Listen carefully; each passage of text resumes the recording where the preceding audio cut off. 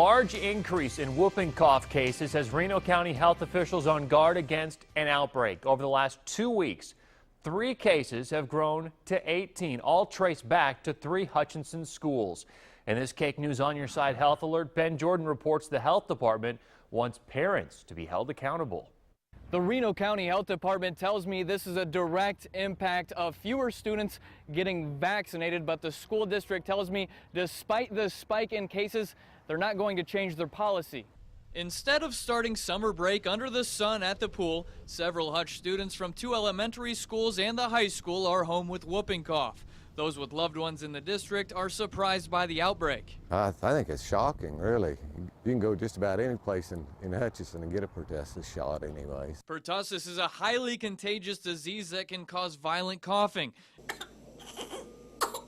It's most severe for infants and the elderly. With a recent dip in vaccination rates, the Reno County Health Department says the biggest concern moving forward is the continuation of the outbreak. Yvonne Rivera-Newberry tells me this should send an alarming message to get children vaccinated. What happens is when you have low vaccination rates, you have outbreaks, and unfortunately this one has taken hold.